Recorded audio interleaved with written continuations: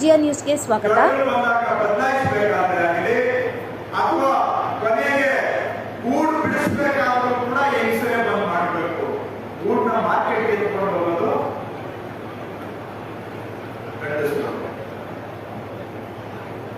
ಎಲ್ಲ ಮನೆ ನಮ್ಮ ಮನೆಯಿಂದ ಇದ್ದು ತಾಯಿಯಿಂದ ಇದ್ದು ನಮ್ಗೆಲ್ಲದೂ ಇದೆ.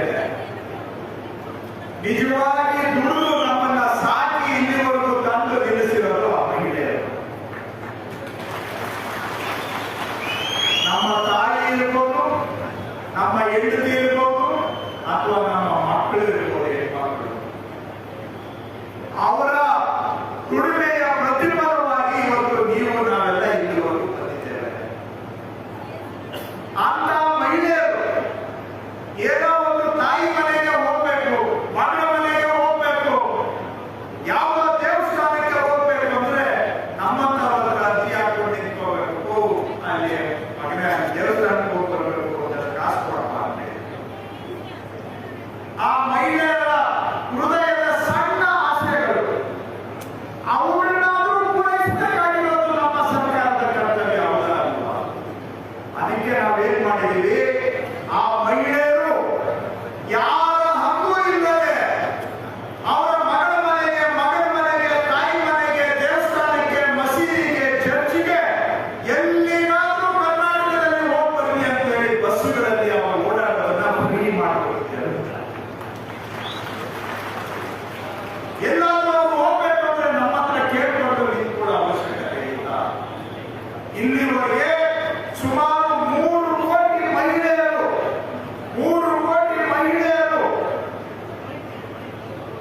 ಎಷ್ಟು ಬಾರಿ ಓಡಾಡಿದ್ದಾರೆ ಈ ಶಕ್ತಿ ಸ್ಕೀಮ್ ಬಂದ ಮೇಲೆ ಕರ್ನಾಟಕದಲ್ಲಿ ಅಂದ್ರೆ 170 ಕೋಟಿ ಟ್ರಿಪ್ಗಳನ್ನ ಮಾಡಿದ್ದಾರೆ. 170 ಕೋಟಿ ಟ್ರಿಪ್ಗಳು ಮಹಿಳೆಯರು ಉಪಯೋಗಿಸ್ತಾರೆ. ಸುಮಾರು 3 ಕೋಟಿ ಮಹಿಳೆಯರು ನಮ್ಮ ಗೌರ್ಮೆಂಟ್ ಬಸ್ಸುಗಳಲ್ಲಿ 170 ಕೋಟಿ ಟ್ರಿಪ್ಗಳನ್ನ ಮಾಡಿದ್ದಾರೆ. ಮಹಿಳೆಯರು ಕೂಡ ಗೌರವವಾಗಿ ಬದುಕಲಿ ಅಂತ ಶಕ್ತಿ ಯೋಜನೆಯನ್ನ ಮಾಡಿರ್ತಕ್ಕಂಥ. ಹಾಗೆ ಅನ್ನಭಾಗ್ಯ ಯೋಜನೆ ನಾವು ಹೇಳಿದ್ವಿ 10 ಕೆಜಿ ಅಕ್ಕಿ ಕೊಡ್ತೀವಿ ಅಂತ. ಸೆಂಟ್ರಲ್ ಗೌರ್ಮೆಂಟ್ ಹತ್ರ ಬೇಕಾದಷ್ಟು ಅಕ್ಕಿ ಕೊಡಿತಾ ಇದೆ. ಅದನ್ನ ಹರಾಜು ಕೂಡಿದ್ರೆ ಹರಾಜಲ್ಲಿ ಕೊಡೋರಿಲ್ಲ. ನಾವು ಹೇಳಿದ್ವಿ ನಿಮಗೆ 34 ರೂಪಾಯಿ ಕೊಡ್ತೀವಿ, ನಮಗೆ ಅಕ್ಕಿನ ಕೊಡಿ ಅಂದ್ರೆ ಕೊಟ್ಟಿಲ್ಲ. ಯಾಕೆಂದ್ರೆ ಬಡವರಿಗೆ ಅಕ್ಕಿ ಕೊಡ್ತಿರ್ತಾರೆ ಕಾಂಗ್ರೆಸ್ ಗೌರ್ಮೆಂಟ್ ಕರ್ನಾಟಕದಲ್ಲಿ ಅಂತ ಹೇಳಿ, ಇಲ್ಲ ನಿಮಗೆ ಅಕ್ಕಿ ಕೊಡೋಕೆ ಆಗೋದಿಲ್ಲ ಅಂತ ಹೇಳಿ ಅವರು ಏನೇ ಮಾಡಿ ಅನ್ನಭಾಗ್ಯನ ಫೇಲ್ ಮಾಡಬೇಕು ಅಂತ ಪ್ರಯತ್ನ ಮಾಡಿದ್ರು. ಆದ್ರೂ ಕೂಡ ಲೆಕ್ಕ ತಗೊಳ್ಳದೆ ನಾವು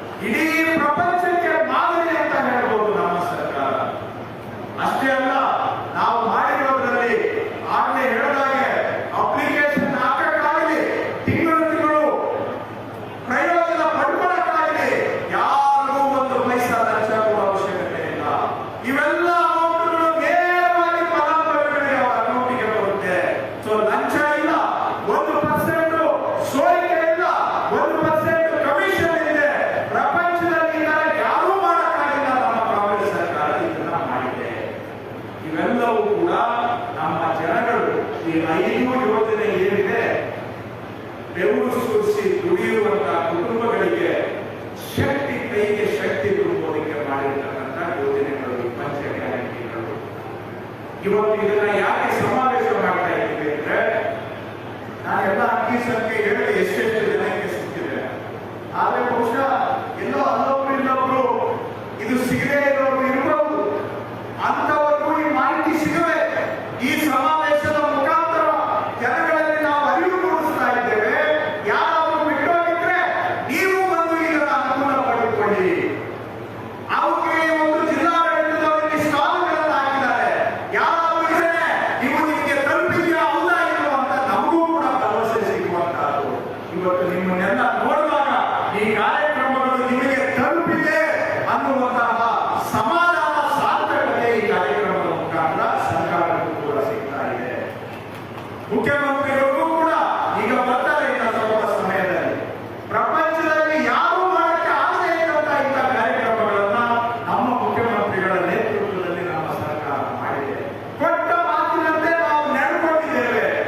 ಎಷ್ಟೇ ಒಂದು ವರ್ಷಕ್ಕೆ 60,000 ಕೋಟಿ ಬೇಕಾಗುತ್ತೆ ಬರೋ ವರ್ಷ.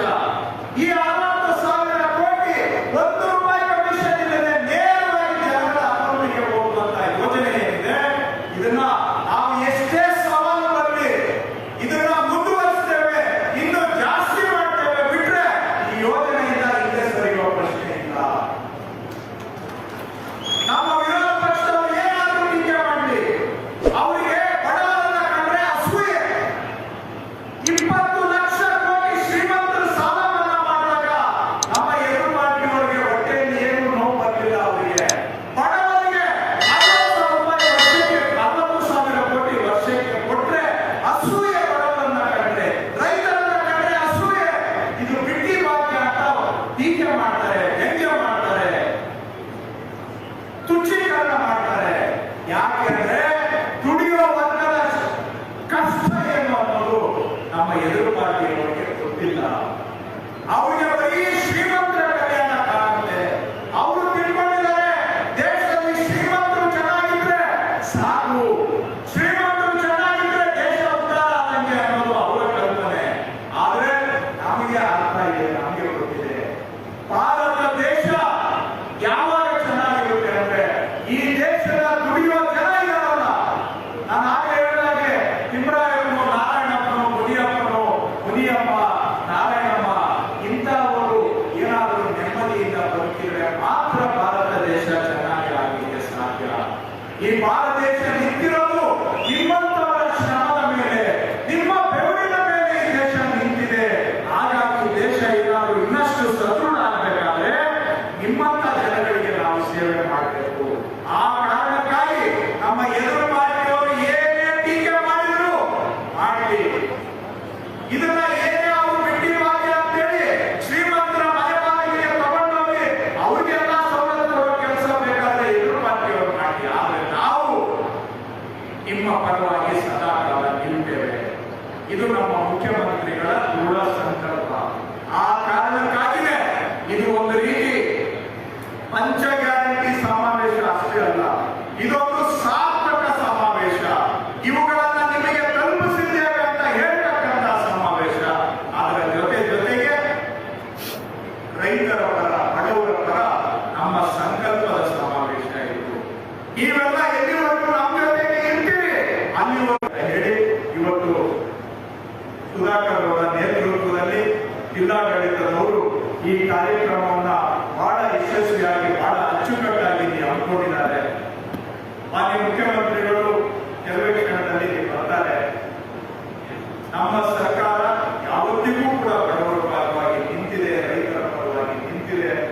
ಅದಕ್ಕೆ ಸಂಕೇತವಾಗಿ ಇವತ್ತು ಸುಧಾಕರ್ ಅವರು ಈ ಕಾರ್ಯಕ್ರಮವನ್ನು ಇಲ್ಲಿ ಆಯೋಜನೆ ಮಾಡಿ ಇವುಗಳನ್ನು ನಿಮಗೆ ಸಮರ್ಪಣೆ ಮಾಡುವಂತ ಕೆಲಸ ಮಾಡ್ತಾ ಇದ್ದಾರೆ. ಬಹಳ ಸಂತೋಷದಿಂದ ನಾವೆಲ್ಲರೂ ಕೂಡ ಬಂದಿದ್ದೀರಾ. ಯಾಕೆಂದ್ರೆ ನಿಮ್ಗೆಲ್ಲರಿಗೂ ಸುಧಾಕರ್ ಅವರು ಈ ಬಾರಿ ಶಾಸಕರಾಗಿದ್ದು ಅಷ್ಟೇ ಅಲ್ಲ, ಅವರು ಸರ್ಕಾರದಲ್ಲಿ ಸಚಿವರಾಗಿ ಇಡೀ ರಾಜ್ಯದಲ್ಲಿ ಕೆಲಸ ಮಾಡುವ ಅವಕಾಶ ಸಿಕ್ಕಿರ್ತಕ್ಕಂಥದ್ದು ನಿಮಗೆಲ್ಲರಿಗೂ ಸಂತೋಷ ಇದೆ. ಅವರು ಕ್ಷೇತ್ರದಲ್ಲಿ ಯಾವ ತರ ಯಾವತ್ತೂ ಕೂಡ ಸಕ್ರಿಯವಾಗಿ ಜನಪರವಾಗಿ ಪ್ರಾಮಾಣಿಕವಾಗಿ ಕೆಲಸ ಮಾಡ್ತಾ ಬಂದಿದ್ದಾರೆ. ಅದೇ ರೀತಿ ಇವತ್ತು ರಾಜ್ಯದಲ್ಲೂ ಕೂಡ ಸಚಿವರಾಗಿ ಅತ್ಯಂತ ಸಕ್ರಿಯವಾಗಿ ಅತ್ಯಂತ ಪ್ರಾಮಾಣಿಕವಾಗಿ ಕೂಡ ಈಡೇರಿದೆ ಅಂತ ನಾನು ಭಾವಿಸಿಕೊಂಡಿದ್ದೇನೆ.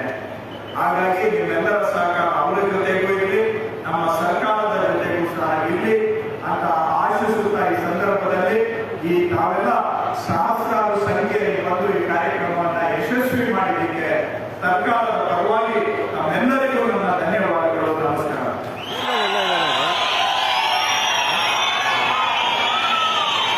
ಅದೇ ಆಗ್ತಾ ಇದೆ, ಎಲ್ಲ ಬೇರೆ ಬೇರೆ ಫ್ಯಾಕ್ಟ್ರಿ ಆಗಿದ್ದಾರೆ, ಎಲ್ಲಿ ಬರೋದು ಗೊತ್ತಾಗ್ತಾ ಇದೆ. ಈ ಕಡೆಯಿಂದ ಆ ಕಡೆ ಹೋಗಿ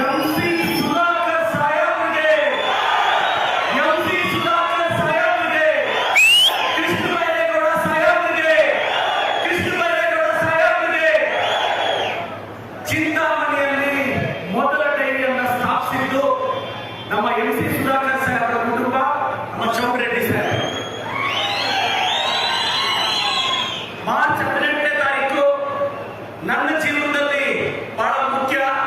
ಲಾಸ್ಟ್ ಇಯರ್ ಈ ದಿನ ನನಗೇನು ನನ್ನ ಭವಿಷ್ಯ ಅಂತ ಗೊತ್ತಿರಲಿಲ್ಲ.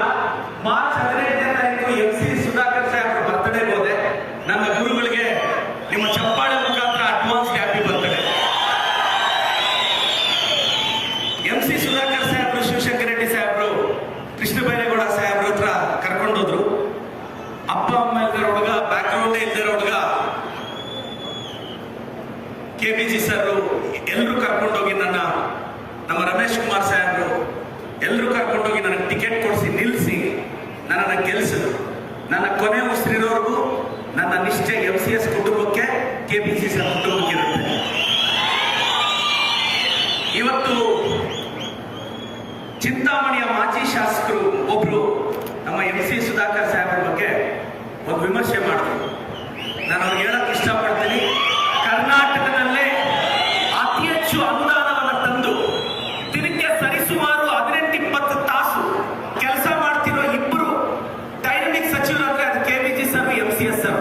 ಯಾಕೆ ಅಂದ್ರೆ ನಮ್ಮ ಜಿಲ್ಲೆಯಲ್ಲಿ KDP ಸಭೆ ನಾವು 5 ದಿನ ಮಾಡಿದೀವಿ, ಬೇರೆ ಕಡೆ 3-4 ತಾಸು ಮುಗಿದೋಗುತ್ತೆ. ಆದ್ರೆ ಇವತ್ತು ಎಫಿಷಿಯಂಟ್ ಆಗಿ ನನ್ನ ಕ್ಷೇತ್ರಕ್ಕೆ 100ಕ್ಕೂ ಹೆಚ್ಚು ಕೋಟಿ ಅನುದಾನ ಬಂದಿದೆ. ನಾನು ಮೊನ್ನೆ ನಂದಿ ಜಾತ್ರೆಯಲ್ಲಿ ದೇವರನ್ನ ಕೇಳ್ಕೊಂಡೆ. ಏನ್ ಕೇಳ್ಕೊಂಡೆ ಅಂದ್ರೆ, ಒಂದಲ್ಲ ಒಂದಿನ ಈ ರಾಜ್ಯಕ್ಕೆ ಕೃಷ್ಣ ಬೈರೇಗೌಡ ಸಾಹೇಬರು, MC ಸುಧಾಕರ್ ಸಾಹೇಬರು ಮುಖ್ಯಮಂತ್ರಿಗಳಾಗಬೇಕು. ಮನಸ್ಸಲ್ಲಿರೋ ಪ್ರೀತಿ ಇದೊಂದು ವೇದಿಕೆ ಸಿಕ್ತು. ನನಗೆ ಬಹಳ ಖುಷಿ ಆಯ್ತು. 1 ವರ್ಷ ಆಗಿತ್ತು ಅವ್ರು ಥ್ಯಾಂಕ್ಸ್ ಹೇಳಕ್ ನನಗೆ ವೇದಿಕೆ ಸಿಕ್ಕಿರ್ಲಿಲ್ಲ. ಇವತ್ತು 5 ಗ್ಯಾರಂಟಿಗಳು ನಮ್ಮ ಸರ್ಕಾರ ಅನುಷ್ಠಾನ ಕೊಟ್ಟಿದೆ. ಬೇರೆ ಪಕ್ಷದವ್ರು ಹೇಳ್ತಾರೆ 2,2 ಸಾವಿರ ಕೊಟ್ರೆ ಸರ್ಕಾರ ದಿವಾಳಿ ಆಗುತ್ತೆ ಅಂತ. ರಾಂಡ್ರ ಮಕ್ಕಳೆಲ್ಲ ಪ್ಯಾದ್ರಿ ಕುಡಿಸಿದ್ರು, ರಾಂಡ್ರ ಕೆಲಸ. ಅವ್ರು ಬಂದು ಹಳ್ಳಿಯಲ್ಲಿ ಕಷ್ಟ ನೋಡಿದ್ರೆ ಇವತ್ತು ವಿರೋಧ ಪಕ್ಷದವ್ರು ಗೊತ್ತಾಗುತ್ತೆ ಏನು ಅಂತ. ಇವತ್ತು ಪ್ರತಿ ಮನೆಗೆ ಅಕ್ಕಿ ಕೊಡ್ತಿದೀವಿ. ಅಕ್ಕ ನಾನು ಹೇಳ್ತೀನಿ, ಇವತ್ತು ಕಾಂಗ್ರೆಸ್ ಪಕ್ಷ ಇಷ್ಟು ಗ್ಯಾರಂಟಿಗಳು ಕೊಟ್ಟಿದೆ ಅಂದ್ರೆ ಇವತ್ತು 50,000 ಕೋಟಿ ಖರ್ಚು ಮಾಡ್ತಿರೋದು. ನಿಮ್ಮೆಲ್ಲರ ಸಹಕಾರ ಈ ಸರ್ಕಾರದ ಮೇಲೆ ಇರಬೇಕು. ಇಂಥ ಒಂದು ಯೋಜನೆ ತಂದಂತ ಮಾನ್ಯ ಮುಖ್ಯಮಂತ್ರಿಗಳಾದ ಸಿದ್ದರಾಮಯ್ಯ ಸಾಹೇಬರಿಗೆ ನಿಮ್ಮ ಚಪ್ಪಾಳೆ ಮುಖಾಂತರ ಅಭಿನಂದನೆ ಸಲ್ಲಿಸ್ತೀವಿ. ಇನ್ನೇನು ಮಾನ್ಯ ಮುಖ್ಯಮಂತ್ರಿಗಳು ಸಿದ್ದರಾಮಯ್ಯ ಸಾಹೇಬರು 5 ನಿಮಿಷದಲ್ಲಿ ಆಗಮಿಸ್ತಿದ್ದಾರೆ. ವೇದಿಕೆಯಲ್ಲಿರೋ ನಮ್ಮ ಕೊತ್ತೂರು ಮಂಜಣ್ಣ ಅವರು, ನಂಜೇಗೌಡ ಸಾಹೇಬರು, ಅನಿಲ್ ಅವರು, ಕುಸೋಮೇಗೌಡರು, KBG ಸರ್, ನಮ್ಮ ಜಿಲ್ಲಾ ಉಸ್ತುವಾರಿ ಸಚಿವರು. ನನ್ನ ಕ್ಷೇತ್ರಕ್ಕೆ ಒಂದು 70 ಕೋಟಿ ಅನುದಾನದಲ್ಲಿ ಒಂದು ಸ್ಟೇಡಿಯಂ ಡಿಸೈನ್ ಆಗಿದೆ. ನನಗೆ ಇವತ್ತು ಕೂಡ ಮೈನಾರಿಟಿಗೆ, ಹಿಂದುಳಿದ ವರ್ಗದವರಿಗೆ, ಅಲ್ಪಸಂಖ್ಯಾತರಿಗೆ 5 ಕೋಟಿ ರೂಪಾಯಿ ಇವತ್ತು ರಿಲೀಸ್ ಆಯಿತು. ಮೊನ್ನೆ ಒಂದು 25 ಕೋಟಿ, ಮತ್ತೆ UGD ಅಂತ 30 ಕೋಟಿ. ನನ್ನ ಕ್ಷೇತ್ರಕ್ಕೆ 150 ಕೋಟಿ ಅನುದಾನ ಈ ಕಳೆದ 9 ತಿಂಗಳಲ್ಲಿ ನಮ್ಮ ಸರ್ಕಾರ ಕೊಟ್ಟಿದೆ. ನಾನೆಲ್ಲ ಸಚಿವರಿಗೆ ಅಭಿನಂದನೆ ಸಲ್ಲಿಸ್ತೀನಿ. ನಮ್ಮ ಕೊತ್ತೂರು ಮಂಜಣ್ಣ ಅವರು ಮಾತಾಡ್ತಾರೆ, ಬೇರೆ ವೇದಿಕೆಗಳಲ್ಲಿ ಮಾತಾಡ್ತೀನಿ. ಪ್ರತಿ ಸಲ ನನಗೆ ಜ್ಞಾಪಕ ಬರೋ ವಿಷಯ, ನಮ್ಮ MCS ಸಾಹೇಬರು, ನಮ್ಮ KBG ಸಾಹೇಬರು, ನಮ್ಮ ಕಾಂಗ್ರೆಸ್ ಪಕ್ಷ ಮಮ್ಮಲ್ని ఎవరు బుజ్జి ఆపేవాడు, మమ్మల్ని ఎవరు బుజ్జి ఆపేవాడు. జై కాంగ్రెస్.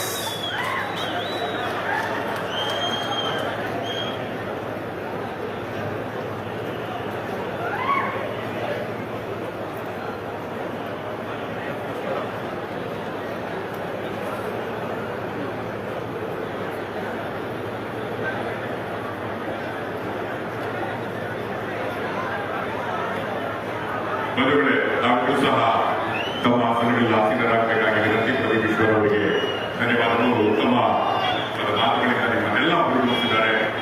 ಸನ್ಮಾನ್ಯ ಮುಖ್ಯಮಂತ್ರಿಗಳು ಕೆಲವೇ ಕ್ಷಣಗಳಲ್ಲಿ ಇಲ್ಲಿಗೆ ಆಗಮಿಸ್ತಾ ಇದ್ದಾರೆ. ತಾವೆಲ್ಲರೂ ಮುಖ್ಯಮಂತ್ರಿಗಳನ್ನ ಸ್ವಾಗತಿಸಬೇಕಾಗಿ ವಿನಂತಿ. ತಾವೆಲ್ಲರೂ ಕೂತ್ಕೊಳ್ಬೇಕು.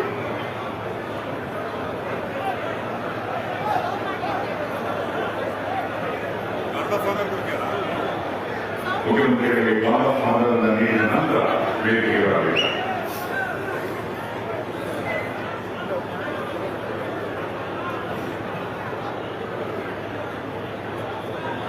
ಮಾನ್ಯ ಮುಖ್ಯಮಂತ್ರಿಗಳಾದ ಸಿದ್ದರಾಮಯ್ಯ ಅವರಿಗೆ ನಿಮ್ಮ ಜೋರು ಚಪ್ಪಾಳೆ.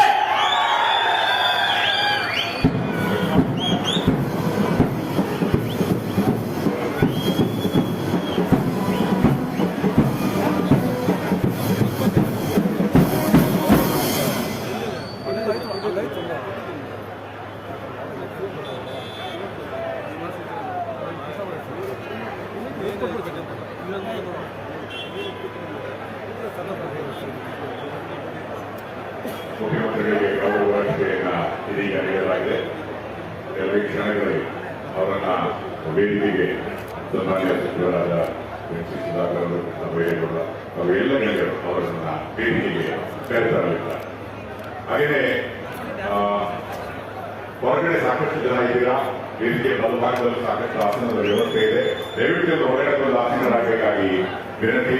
ನಿಮ್ಮೆಲ್ಲ ಗೊತ್ತಿರುವಾಗಿ ಸಾಕಷ್ಟು ಕಾರ್ಯಕ್ರಮ ಇದೆ. ಮುಖ್ಯಮಂತ್ರಿಗಳು ಸಹ ಸ್ವಲ್ಪ ಹೊತ್ತಿನಲ್ಲಿ ನಮ್ಮೆಲ್ಲ ಉದ್ದೇಶಿಸಿ ಮಾತಾಡ್ತಾರೆ. ಅದರಿಂದ ನಾವೆಲ್ಲರೂ ಸಹ ನಮ್ಮ ಸ್ಥಾನಗಳಲ್ಲಿ ಆಸೀನರಾಗಿರಬೇಕಾಗಿ ಕೋರಿದೆ.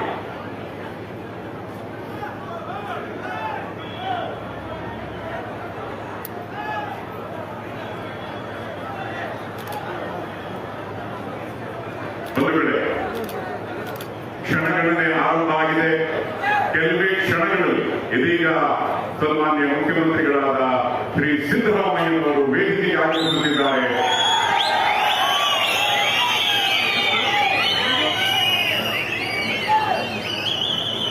ಮುಖ್ಯಮಂತ್ರಿಗಳಿಗೆ ನಾವೆಲ್ಲರೂ ಸಹ ಸ್ವಾಗತವನ್ನು ಬಯಸೋಣ.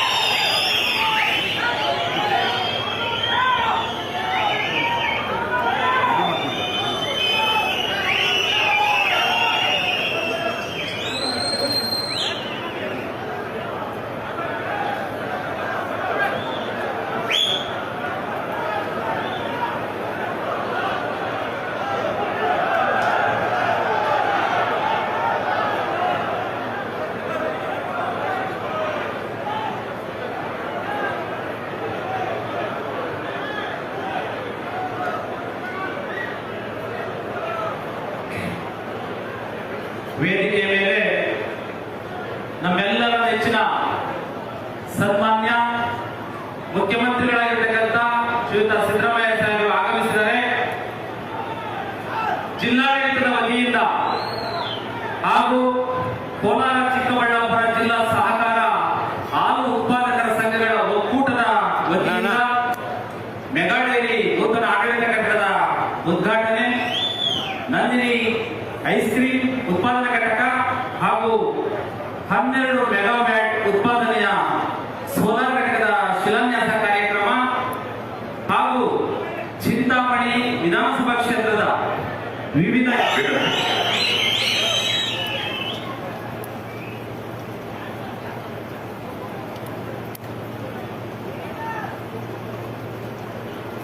ಎಲ್ರಿಗೂ ನಮಸ್ಕಾರ.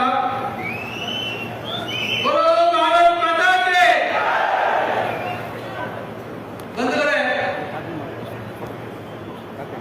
ಚಿಕ್ಕಬಳ್ಳಾಪುರ ಜಿಲ್ಲಾಡಳಿತ, ಜಿಲ್ಲಾ ಪಂಚಾಯಿತಿ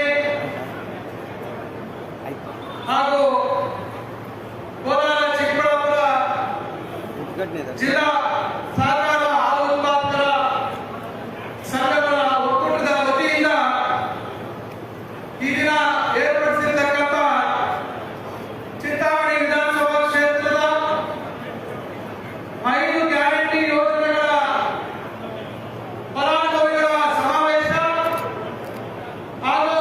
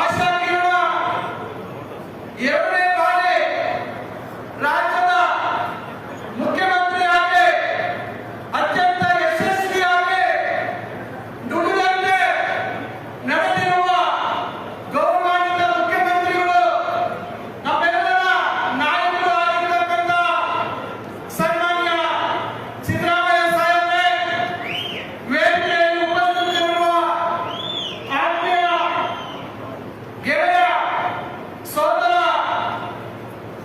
ಬೈರತಿ ಸುರೇಶ್ ಅವರೇ, ಮತ್ತೊಬ್ಬ ಹಿರಿಯರಾಗಿರ್ತಕ್ಕಂಥ ಮುಖ್ಯಮಂತ್ರಿಗಳ ರಾಜಕೀಯ ಕಾರ್ಯದರ್ಶಿಗಳು, ನಮ್ಮವರೇ ನಮ್ಮೆಲ್ಲರ ಆತ್ಮೀಯರಾಗಿರ್ತಕ್ಕಂಥ ಶ್ರೀ ನಸೀರ್ ಅಹಮದ್ ಅವರೇ, ಕರ್ನಾಟಕದ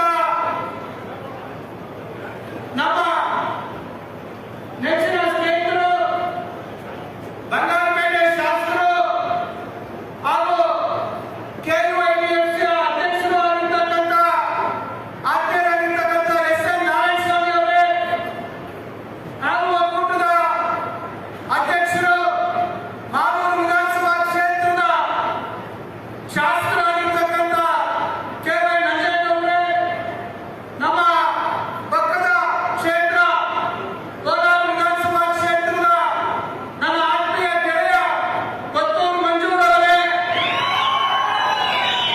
ಮತ್ತೊಬ್ಬ ಆತ್ಮೀಯ ಗೆಳೆಯ ಚಿಕ್ಕಬಳ್ಳಾಪುರ ವಿಧಾನಸಭಾ ಕ್ಷೇತ್ರದ ಶಾಸಕರು ಆಗಿರ್ತಕ್ಕಂಥ ಪ್ರದೀಪ್ ಈಶ್ವರ್ ಅವರೇ, ಹಾಗೂ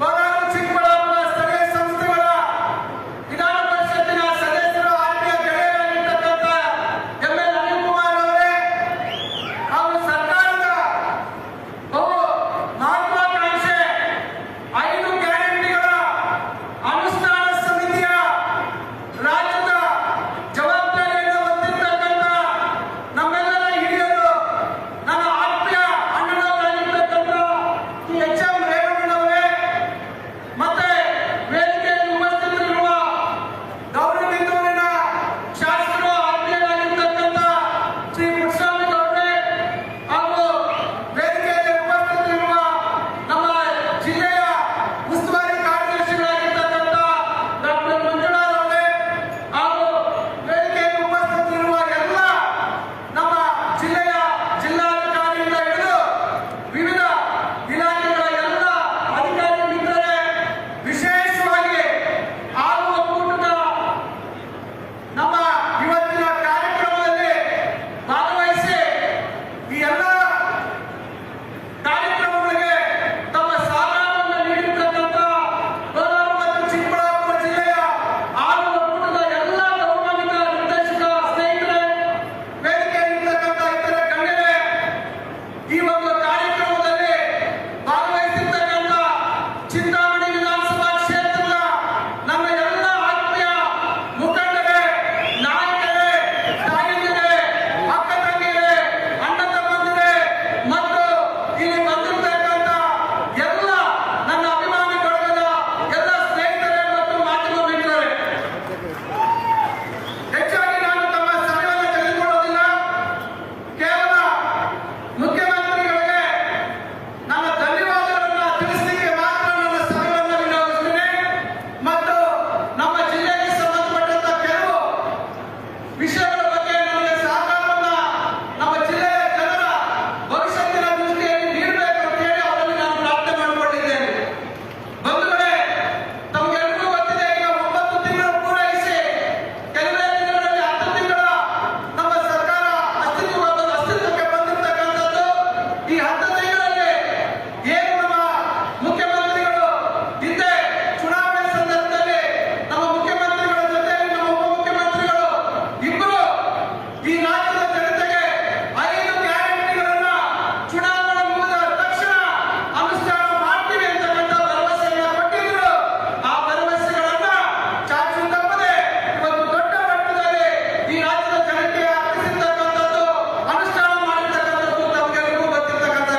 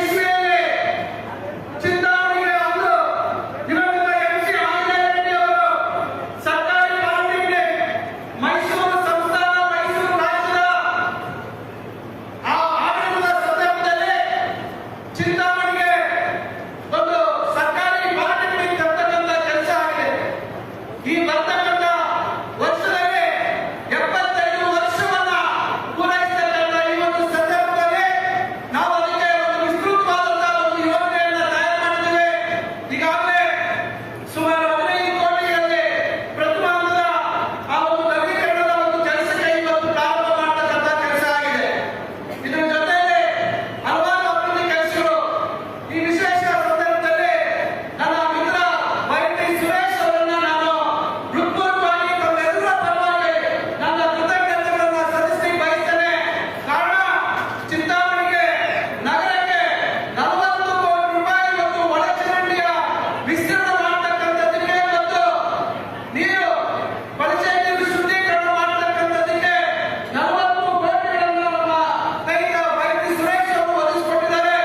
ಇದರ ಜೊತೆಗೆ ಚಿಂತಾಮಣಿ ನಗರದ ಕುಡಿಯುವ ನೀರಿನ ಆಸರೆಯಾಗಿರ್ತಕ್ಕಂಥ ನಮ್ಮ ಕಣಪಲ್ಲಿ ಮತ್ತು ನೆಕ್ಕುಂದಿ ಕೆರೆಗಳಿಗೆ ಅವರು ಅದರ ಪುನಶ್ಚೇತನ ಮಾಡಲಿಕ್ಕೆ ಅದರ ಸಾಮರ್ಥ್ಯವನ್ನು ಹೆಚ್ಚು ಮಾಡಲಿಕ್ಕೆ ಸುಮಾರು ನಮಗೆ 70 ಕೋಟಿ ಮತ್ತು 2 ಸೇರಿ ಕೊಡ್ತಕ್ಕಂಥ ಒಂದು ಕೆಲಸವನ್ನ ನನ್ನ ಆತ್ಮೀಯ ಗೆಳೆಯ ಸುರೇಶ್ ಅವರು ಮಾಡಿದ್ದಾರೆ. ಇನ್ನು ಬಹಳಷ್ಟು ದೊಡ್ಡ ಮಟ್ಟದಲ್ಲಿ ಅವರು ನನಗೆ ಬೆನ್ನೆಲುಬಾಗಿದ್ದು ನಮ್ಮ ಎಲ್ಲಾ ಕೆಲಸಗಳಿಗೆ ನನ್ನ ಜೊತೆ ನಿಂತು ಪ್ರೋತ್ಸಾಹ ಕೊಡ್ತಕ್ಕಂಥ ಕೆಲಸವನ್ನ ನನ್ನ ಗೆಳೆಯ ಸುರೇಶ್ ಅವರು ಮಾಡ್ತಾ ಇದ್ದಾರೆ ಅಂತಕ್ಕಂಥ ಮಾತನ್ನ ಈ ಸಂದರ್ಭದಲ್ಲಿ ಹೇಳ್ತಾ ನಾನು ಇನ್ನ ಹೆಚ್ಚಿನ ವಿಷಯ ಹೇಳಿದ್ರು ಸನ್ಮಾನ್ಯ ಮುಖ್ಯಮಂತ್ರಿಗಳ ಗಮನಕ್ಕೆ ತರ್ತಕ್ಕಂಥದ್ದಿಷ್ಟೇ. ಇವತ್ತು ನಮ್ಮ ಜಿಲ್ಲಾ ಕೇಂದ್ರದಲ್ಲಿ ಸುಸಜ್ಜಿತವಾದಂತಹ ಒಂದು ಹೂವಿನ ಮಾರುಕಟ್ಟೆ ಅವಶ್ಯಕತೆ ಇದೆ. ಸರ್, ಈಗ ಚಿಕ್ಕಬಳ್ಳಾಪುರದಲ್ಲಿ ಮತ್ತು ನಮ್ಮ ಜಿಲ್ಲೆಯಲ್ಲಿ ಬಹಳ ಹೆಚ್ಚಿನ ಒಂದು ಮಟ್ಟದಲ್ಲಿ ಹೂವು ಬೆಳೀತಕ್ಕಂಥದ್ದಿದೆ. ಚಿಕ್ಕಬಳ್ಳಾಪುರದಲ್ಲಿ ಒಂದು ದೊಡ್ಡ ಮಾರುಕಟ್ಟೆ ಆಗಬೇಕಾಗಿದೆ. ಈಗಾಗಲೇ 20 ಎಕರೆ ಸ್ಥಳವನ್ನ ಗುರುತಿಸ್ತಕ್ಕಂಥ ಕೆಲಸವನ್ನ ಮಾಡ್ತಾ ಇದ್ದೀವಿ. ತಾವು ದಯವಿಟ್ಟು ಮುಂದಿನ ದಿನಗಳಲ್ಲಿ ತಮ್ಮ ಹತ್ರ ಬಂದು ನಾವು ವಿನಂತಿ ಮಾಡಿಕೊಳ್ತೇವೆ. ಒಂದು ಸುಸಜ್ಜಿತವಾದಂತಹ ಮಾರುಕಟ್ಟೆಯನ್ನ ಚಿಕ್ಕಬಳ್ಳಾಪುರದಲ್ಲಿ ಸ್ಥಾಪನೆ ಮಾಡುವಂತದಕ್ಕೆ ತಮ್ಮ ಸಹಕಾರವನ್ನು ನಾನು ಈ ಸಂದರ್ಭದಲ್ಲಿ ಕೋರ್ತಾ ಇದ್ದೇನೆ. ಅದೇ ರೀತಿಯಾಗಿ ನಮ್ಮ ಶಿಡ್ಲಘಟ್ಟದಲ್ಲಿ ತಾವು ಕಳೆದ ಬಜೆಟ್ನಲ್ಲಿ ಸುಮಾರು 75 ಕೋಟಿ ಒಂದು ಹೈಟೆಕ್ ಸಿರಿಕಲ್ಚರ್ ಮಾರ್ಕೆಟ್ ಅನ್ನ ಕಬ್ಬೂನ್ ಮಾರ್ಕೆಟ್ ಅನ್ನ ಮಾಡೋದಕ್ಕೆ ಹಣ ಒದಗಿಸಿಕೊಟ್ಟಿದ್ರೆ, ಅದೇ ರೀತಿ ಈ ಒಂದು ಬಜೆಟ್ ಅನ್ನು ನಾವು ಹಣ ಕೊಟ್ಟಿದ್ದೀರಾ ಸರ್ ನಮಗೆ. ನಮ್ಮ ಚಿಕ್ಕಬಳ್ಳಾಪುರ ಈ ಒಂದು ಜಿಲ್ಲೆ ಜನತೆಯ ಪರವಾಗಿ ವಿಶೇಷವಾಗಿ ಶಿಡ್ಲಘಟ್ಟ ಮತ್ತು ಚಿಂತಾಮಣಿ ಭಾಗದ ರೇಷ್ಮೆ ಬೆಳೆಗಾರರ ರೈತರ ಪರವಾಗಿ ತಮಗೆ ಹೃತ್ಪೂರ್ವಕವಾದಂತಹ ಧನ್ಯವಾದಗಳನ್ನು ತಿಳಿಸಲಿಕ್ಕೆ ಬಯಸ್ತೇನೆ ಸರ್. ಇವತ್ತು ನಮಗೆ ತಮ್ಮ ಒಂದು ಆಶೀರ್ವಾದದಿಂದ ಕೋಲಾರ ಮತ್ತು ಚಿಕ್ಕಬಳ್ಳಾಪುರ ಜಿಲ್ಲೆಗೆ ಕಳೆದ ತಮ್ಮ ಅವಧಿಯಲ್ಲಿ KC ವ್ಯಾಲಿ ಮತ್ತು ಎಕ್ಸೆನ್ ವ್ಯಾಲಿಯನ್ನು ನಾವು ದೊಡ್ಡ ಮನಸ್ಸು ಮಾಡಿ ಆ ಸಂದರ್ಭದಲ್ಲಿ ನಮಗೆ ಮಂಜೂರು ಮಾಡಿಕೊಟ್ಟಿದ್ದೀವಿ. ಈಗಾಗಲೇ KC ವ್ಯಾಲಿ ಅನುಷ್ಠಾನ ಆಗಿದೆ, ಎಕ್ಸೆನ್ ವ್ಯಾಲಿ ಪ್ರಥಮ ಹಂತದ 2 ಯೋಜನೆಗಳು ಅನುಷ್ಠಾನ ಆಗಿದೆ. ಇದರಲ್ಲಿ ಚಿಂತಾಮಣಿಯಲ್ಲಿ ಸುಮಾರು 8 ಕೆರೆಯನ್ನು ನಾವು ಕಳೆದ ಬಾರಿ ಸೇರಿಸಿದ್ವಿ. ಈಗ 2ನೇ ಹಂತದಲ್ಲಿ 50 ಕೆರೆಗಳು ಚಿಂತಾಮಣಿ ಕ್ಷೇತ್ರದಲ್ಲಿ ಸೇರಿದ್ದಾವೆ ಸರ್. ಇದರ ಜೊತೆಗೆ ಎಕ್ಸೆನ್ ವ್ಯಾಲಿಯ 2ನೇ ಹಂತವನ್ನು ಮುಂದಿನ ದಿನಗಳಲ್ಲಿ ತಾವು ಮಾಡಿಕೊಟ್ರೆ ಶಿಡ್ಲಘಟ್ಟ ಭಾಗ ಇರ್ಬೋದು, ಸ್ವಲ್ಪ ಕೆಲವು ಭಾಗಗಳು ನಮ್ಮ ಚಿಂತಾಮಣಿ ಭಾಗಗಳಿಗೂ ನೀರು ತರತಕ್ಕಂಥದ್ದಕ್ಕೆ ಸಾಧ್ಯ ಆಗ್ತದೆ ಅಂತಕ್ಕಂಥ ಮಾತನ್ನ ಈ ಸಂದರ್ಭದಲ್ಲಿ ನಾನು ನಮ್ಮಲ್ಲಿ ವಿನಂತಿಸಿಕೊಳ್ತೇನೆ.